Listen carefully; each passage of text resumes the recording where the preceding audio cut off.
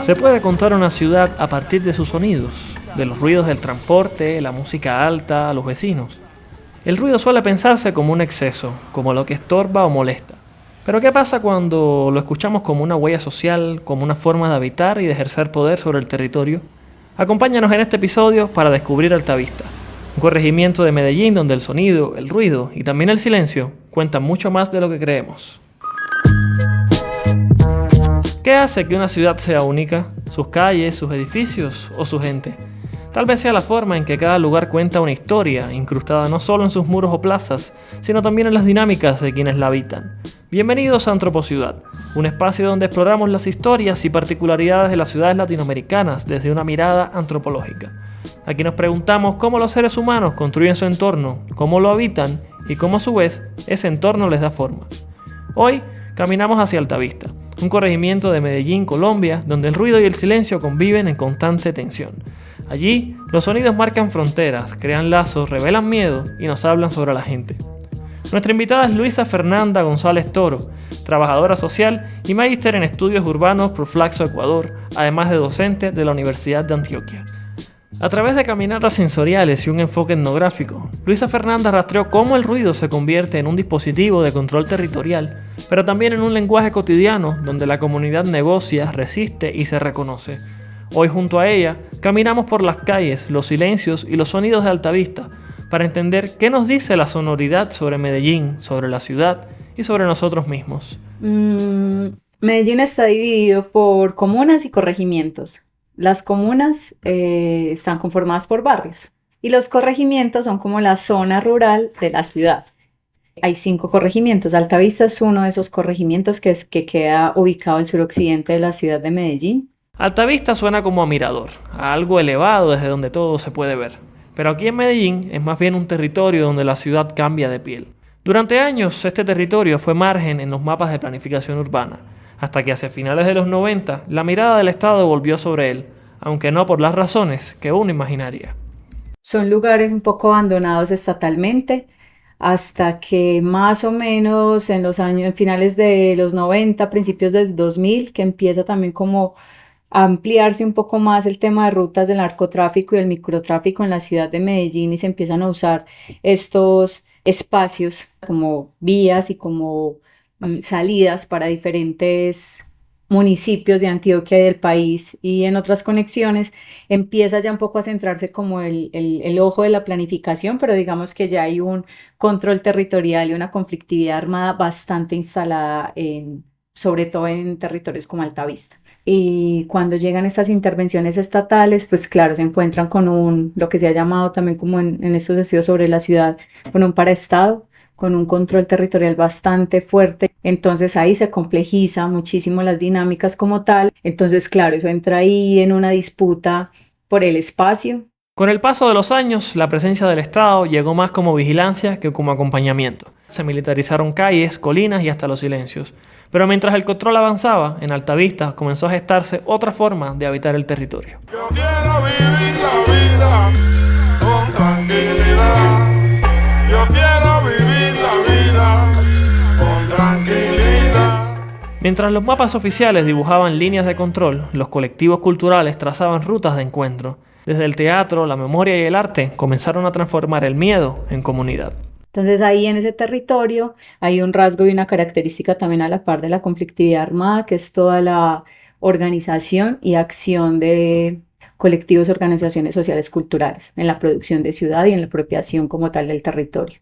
Entonces digamos que ellos, particularmente en Altavista, cada vez están, digamos, como posicionando mucho más alrededor de este arte. Hay 2 organizaciones culturales, que es Casa Arte y la Corporación Cultural Altavista, que trabajan muchísimo todo el tema del teatro y todas las artes afines. Entonces, claro, ahí han propiciado programación constante, no solo para la gente del territorio, sino también para que la gente de afuera suba a Altavista y conozca Altavista desde otro lugar. Y eso ha sido muy bello. Tú sales 9, 10, 11 de un lugar que es alto, pues periférico, digamos, lejos de la centralidad, pero que ese habitar la noche también le recupera o le devuelve un poco la confianza en la gente de la misma ciudad, de ampliar también el horizonte y de transformar los imaginarios alrededor de ese territorio. Su obra 1996, que narra parte del conflicto vivido en el corregimiento de Altavista, es la dramaturgia con la que el laboratorio artístico habla de los derechos de las mujeres. Es una obra que rinde homenaje a las víctimas de la masacre de Manzanares en Altavista, ocurrida el 29 de junio de 1996, y genera un acto de memoria y perdón. Altavista es un corregimiento marcado por la fragmentación, dividido en microcuencas que casi no se conectan entre sí. Esta geografía ha influido en la vida cotidiana, en los vínculos sociales y en la conflictividad armada, lo que ha generado dinámicas muy distintas entre lo urbano y lo rural. Muchas personas aún se dedican al cultivo de la tierra o a las ladrilleras, mientras otras sobreviven a través de trabajos informales, el rebusque o pequeñas iniciativas asociadas a organizaciones sociales y culturales.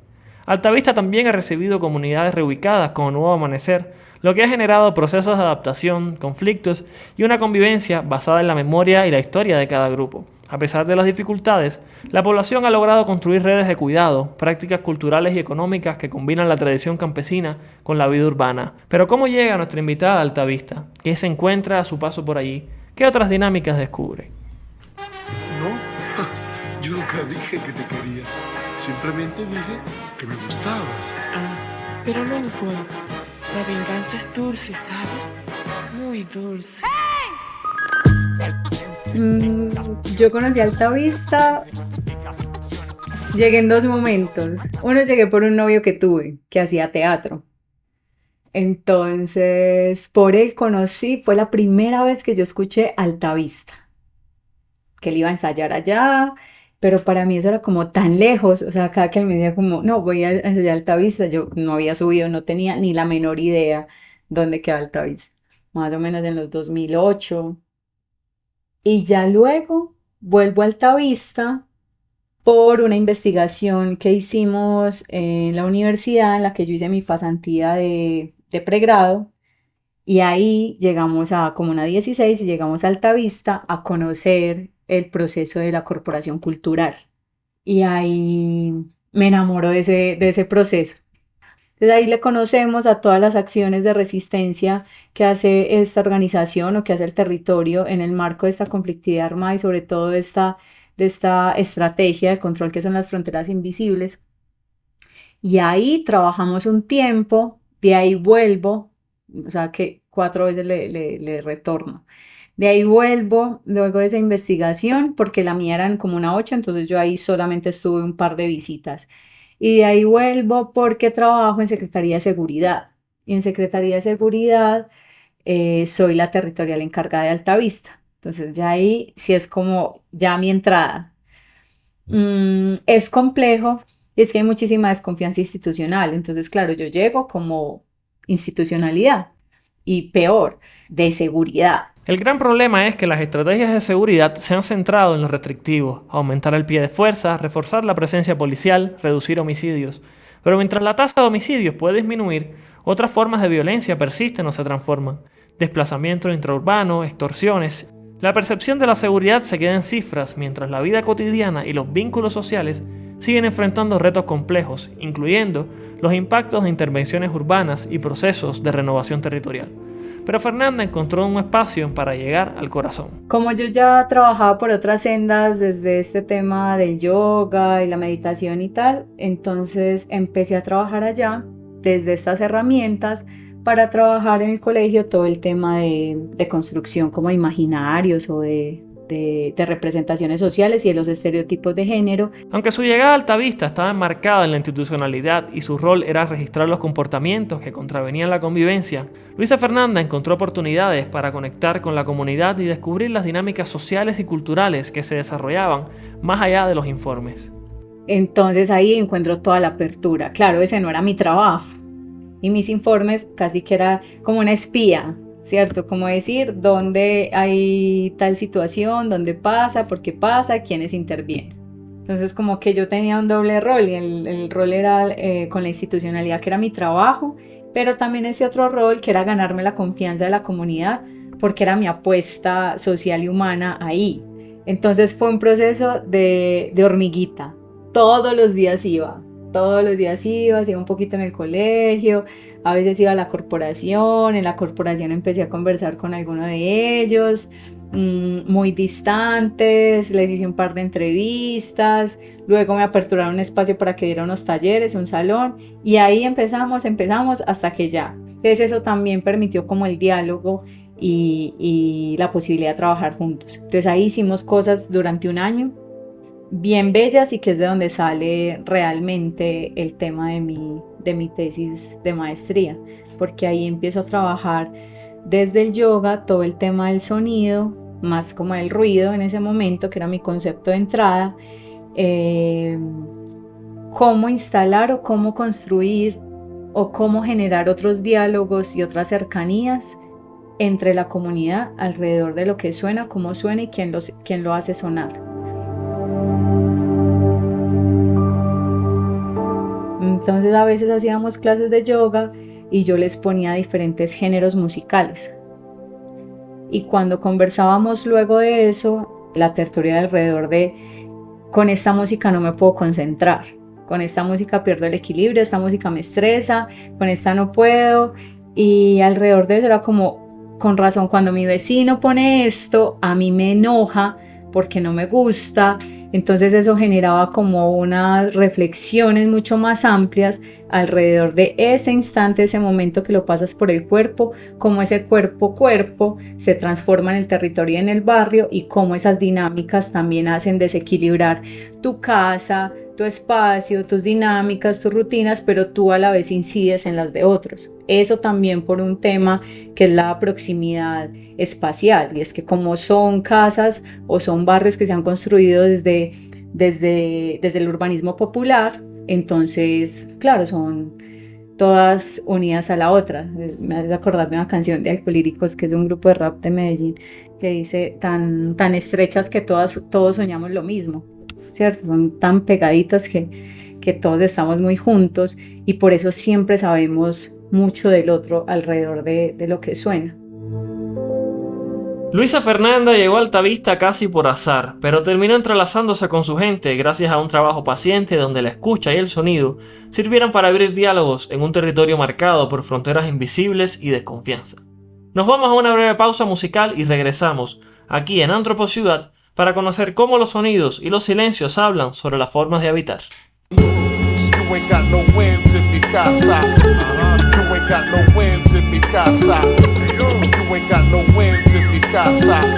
¿Qué te pasa? Pasa. Este barrio nos parió por cesárea, innecesaria guerra que no cesaría de medallo parias. Es el idioma de las balas, breques, precios, cifras. Aquí todo se dispara. Las casas se abrazan cuando dormimos tan estrechas que todos soñamos lo mismo. Desde temprano martilla el vecino. Territorio bautizado por colonos, habitado por campesinos. Cuando yo entro al ruido, entro porque el ruido es uno de los comportamientos contrarios a la convivencia registrado en el Código de Seguridad de la Policía Nacional. Entonces ahí está definido las multas que tienes que pagar, de cuánto es el porcentaje de exceso, acciones por controlar algo incontrolable, porque no puedes controlar el sonido. Pero esas son las dinámicas, digamos, que se gestan alrededor de la norma. Y yo vivo en la Comuna 8, o sea, vengo de una comuna absolutamente ruidosa. Entonces yo llego a Altavista y yo no encuentro ruido. Digo, pero ¿qué ruido hay acá? O sea, todo es calma, porque igual todavía hay mucho bosque montañoso, no hay edificaciones. Para alguien como ella, con una historia sonoro-musical tan intensa, era difícil comprender que allá también existiera ruido, en medio de un entorno que parecía silencioso y apacible. Y ya cuando yo vuelvo a empezar como a tejer un montón de conceptos alrededor del ruido, encuentro este enfoque socioantropológico del ruido, que es más una mirada de cómo eso que llamamos ruido construye también diferentes regímenes aurales en el territorio y genera dinámicas de apropiación, de regulación, de rupturas y demás alrededor del barrio, del espacio que se habita y de las personas que lo habitan. Entonces por ahí ya empiezo como a encontrar un horizonte de sentido, un enfoque que me permite a mí como conversar más sobre qué era lo que yo quería entender, y era justo cómo sonaba Altavista, pero qué pasaba con eso que sonaba en Altavista, qué generaba eso en la gente. En Altavista descubrió la contracara del ruido, el silencio, pero ese silencio no era un silencio tranquilo.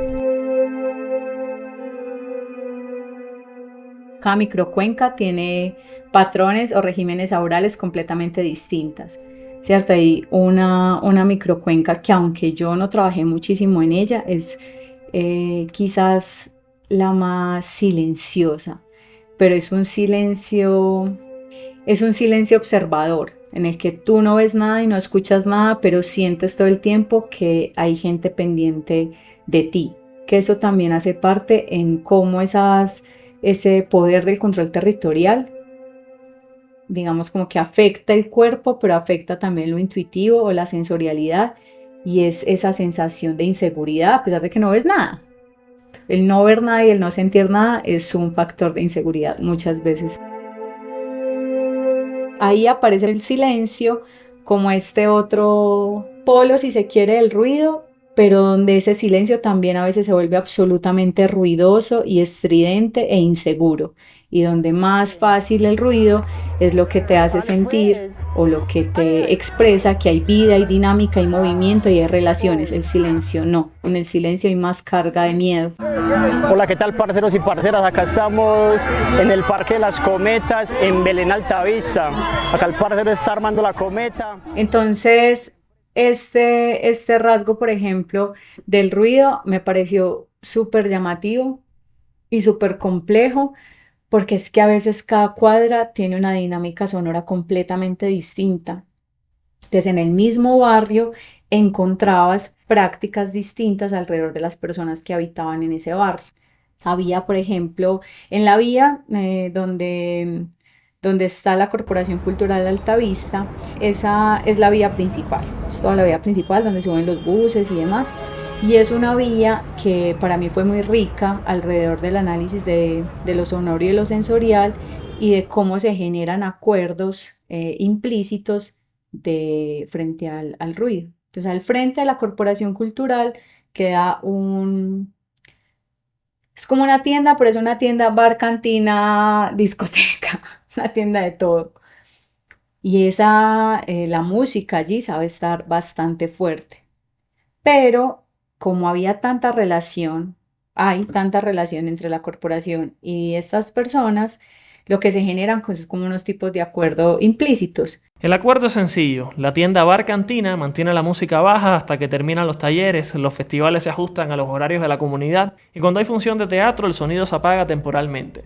Pequeños gestos que muestran cómo el sonido y el silencio regulan la vida cotidiana y las relaciones dentro del barrio.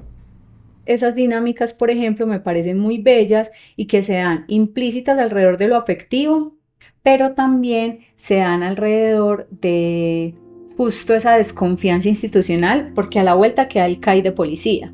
No hay una confianza obviamente en la policía, entonces estas relaciones, digamos, como más de confrontación, si se quiere, de convivencia, se ha gestado y se han resuelto desde la misma comunidad.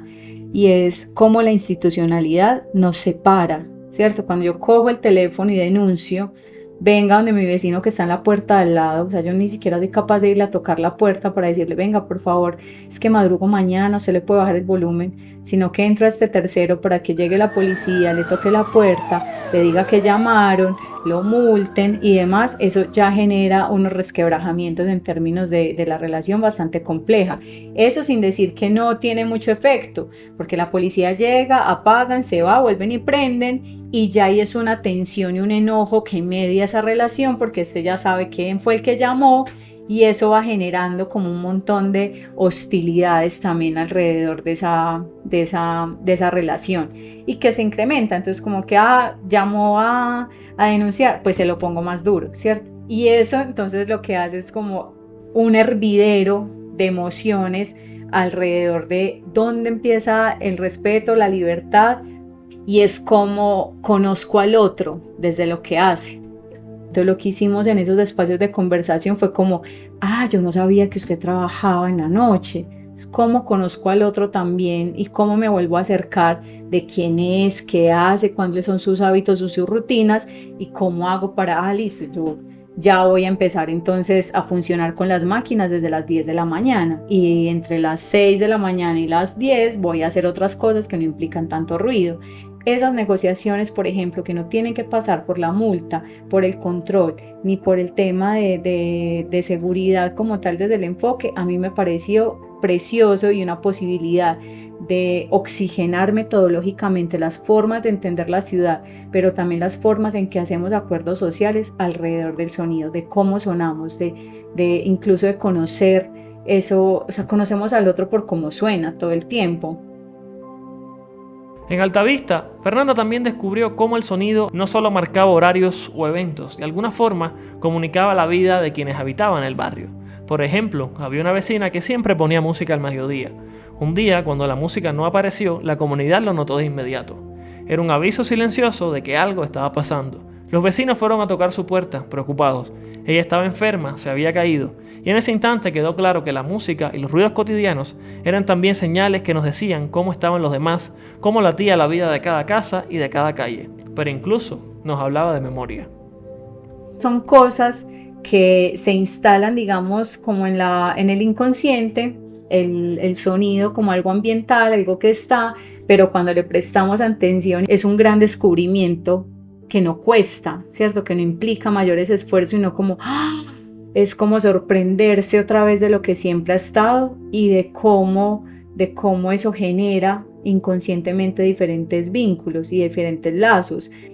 Eso para hablar entonces de ese otro lado que es más como esos sonidos bélicos y es como la guerra, el conflicto y demás va dejando también marcas y huellas sonoras y huellas en la memoria de las personas que lo habitan, que implica, por ejemplo, en términos de la dinámica y de la habitabilidad, que suenen ambulancias o que haya mucho silencio y es como eso activa la memoria o el recuerdo de situaciones, por ejemplo, de masacres que han habido en el corregimiento y demás, donde este bullicio, digamos, alrededor de bomberos, ambulancias, policía y demás, pues se ha convertido en como en la marca sonora de ese evento.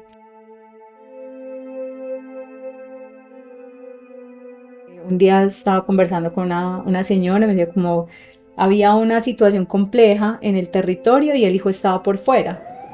Y ella empezó a sentir ambulancias que sonaban y de una ya le trajo ese recuerdo y empezó como a buscar los medios para buscar al hijo para que volviera a la casa, ¿cierto? Para que estuviera a salvo.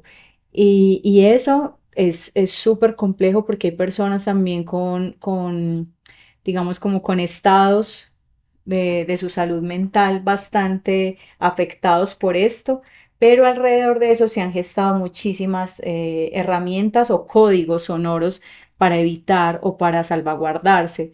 Entonces, por ejemplo, las personas que estudian en la universidad, cuando el barrio sucedía una balacera, un conflicto y demás, el mensaje de texto era como, hay concierto, no suba, ¿cierto? Ese era como el código. Entonces, claro, los chicos que eran pues, los hijos e hijas, primos y demás de las personas que estaban arriba se quedaban abajo en la universidad hasta que pasara, pero con la zozobra de quienes estaban arriba.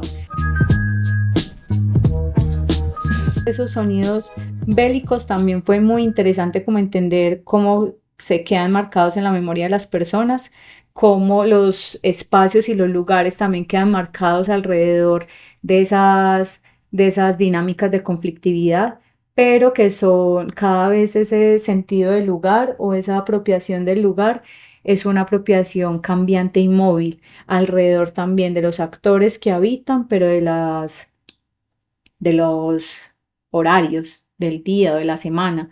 Entonces, el mismo parque que es el ecoparque donde vas a hacer deporte y donde entre las 6 de la mañana y las 3, 4 de la tarde es más apropiado por la comunidad, pero ya luego de las 5 de la tarde tiene otras prácticas y ha sido también un territorio, digamos, en la noche, también de muchísima zozobra, de muchísima inseguridad, usado también por actores armados, no solo para el tránsito, sino también pues para otras prácticas, digamos, desde la misma conflictividad de desaparición o de confrontación armada o de extorsión y demás. Entonces es como eso cambiante también de los espacios de acuerdo a eso. Le preguntamos a Fernanda por otros sonidos, aquellos que quizás resulten más reconfortantes en Altavista. Hablamos entonces de la vida nocturna. Hay vida nocturna, eso, aunque a veces con un poco de cuidado y de desconfianza, el que haya ese movimiento en la noche y esa posibilidad de apropiarse es un rasgo de seguridad y estamos bien, estamos en un buen momento. Y eso sí es muy evidente, ¿cierto? Es como el rasgo fundamental, la noche. Salir a hacer conciertos, como hay muchos colectivos de rap o también de fusiones con música campesina y demás, como poder habitar diferentes espacios. En el Ecoparque hay un teatro al aire libre, entonces se hacían como diferentes convites, que es como esta práctica pues de ir a darle amor a un espacio. Entonces ahí le limpiaban, hacían almuerzos de olla, pues que llamamos nosotros y demás. Esas son como prácticas en las que la gente ríe. Hay Festival de la Cometa, entonces un festival que todavía se sigue haciendo y que va mucha parte también cada vez se conoce un poco más, entonces son espacios muy familiares. Este evento se celebra todos los años, los 22 de agosto, para que vengan y pasen pues un rato agradable con la familia y enleen sus cometas a tope, a lo que más dé. Ahí están las personas. Estos escenarios en los que pueden habitar también niños y niñas de manera distinta, desde el disfrute, desde la risa, pues digamos que también era un rasgo importante que la gente recordaba de cuando las cosas están tranquilas. Cuando estábamos en las caminatas, en las entrevistas que eran móviles, que caminábamos por el barrio y yo les iba conversando diferentes cosas, era por ejemplo muy recurrente ver que la gente me decía, no, pero es que aquí todo es muy tranquilo, es súper silencioso, no, aquí no, nunca, todo es en paz, siempre estamos como así como tú ves. Y claro, pasaba el carro, por ejemplo, el alimentador, que es absolutamente ruidoso.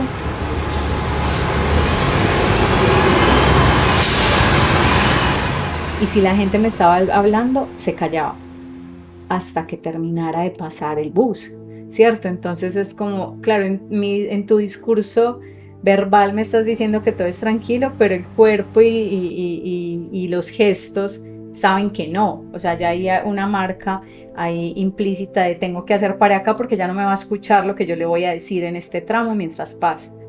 Entonces este rasgo o esa marca sonora también del transporte público es bastante recurrente, y de las voces de las personas, eso es un tema también interesante.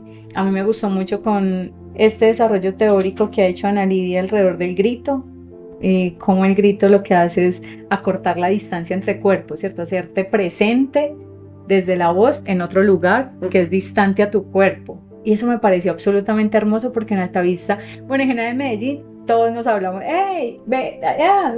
O sea, siempre hay como este tema de la voz alta.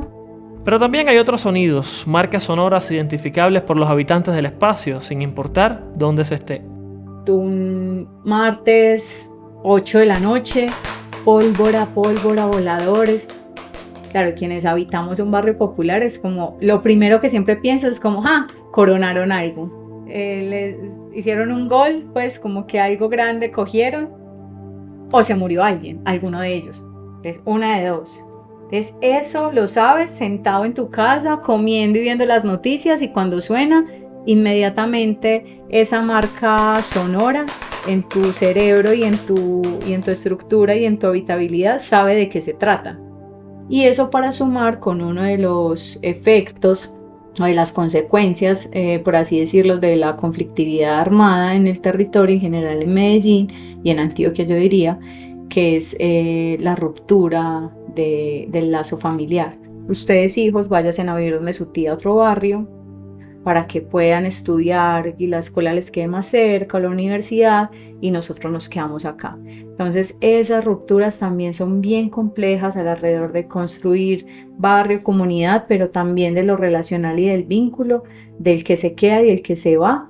No tenemos para dónde más, pero usted vaya para que tenga otras oportunidades y otras posibilidades que no tenemos nosotros. Yo quiero vivir la vida con tranquilidad.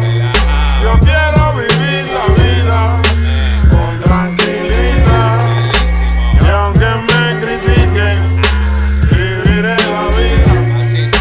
Y aunque me critiquen, viviré la vida como yo soy. Siento que esa investigación y cuando les hacía la devolución a ellos en la comunidad, estaba profundamente agradecida y es por lo que posibilita este tipo de investigaciones, o al menos en mí, como el transformarte la visión, el sentir más sencillo para el otro. Ahorita la corporación hace recorridos sensoriales, ¿cierto? Es como que es sencillo, o sea, es simplemente dejarse sentir, agudizar un poquito los sentidos, entonces como que entregarles también eso y ver que ahora lo usan para apropiarse también del territorio de una manera distinta. Eso a mí me ha parecido muy bello, muy, muy lindo. Y es como lo principal, como el efecto de todo esto, es como ver que sirvió para algo. Cuando conocí este enfoque sensorial, es como la manera como habito más el estar, y que también es como una meditación linda, porque es desde esa activación sensorial estar en el presente. Es como que estás pendiente de lo que suena, de lo que sientes, de lo que se mueve, de lo que se ve, de lo que hueles, de lo que sientes. O sea, como que ya ningún espacio, atravesar ningún espacio se vuelve automático, sino que te vuelves presente en ese estar. Y eso a mí me ha transformado la vida, pues me ha parecido muy lindo, y intento también como con mis estudiantes en diferentes espacios como contagiarles de eso metodológicamente, de cómo volvemos a habitar desde el presente la ciudad y los espacios. Eso. Al final, escuchar Altavista es escuchar una forma de habitar la ciudad. Entre el ruido y el silencio se dibuja un mapa distinto, uno hecho de voces, de acuerdos, de alarmas codificadas que solo se pueden entender si eres de allí, y de afectos que se comunican sin necesidad de articular palabras. Lo que Luisa Fernanda nos enseña con su trabajo es que el sonido también es memoria, y que cada espacio, cada barrio, tiene su propio pulso, una manera particular de decir aquí estamos. En Altavista los ruidos no son solo ruidos, son señales de vida, marcas de resistencia, recordatorios de que lo comunitario sigue respirando incluso entre el miedo y la desconfianza. Escuchar la ciudad, de verdad escucharla, es una forma de volver a ella, de reconocer que sus sonidos nos atraviesan, nos transforman y nos devuelven una pregunta más grande. ¿Qué tipo de ciudad estamos construyendo cuando decidimos quién puede sonar y quién debe callar? Antropociudad es un podcast del Laboratorio de Investigación Neural de Flaxo Ecuador y producido en Flaxo Radio. La dirección es Alfredo Santillán, el guión, la producción y locución es de Junior Hernández y la postproducción corre a cargo de Javier Máquez. Las canciones empleadas para este episodio son Aranjuez, Medellificación y Dicotomía, de Alcolíricos. Nos vemos en un próximo episodio donde seguiremos explorando las historias que hacen de nuestras ciudades lugares extraordinarios. Hasta pronto.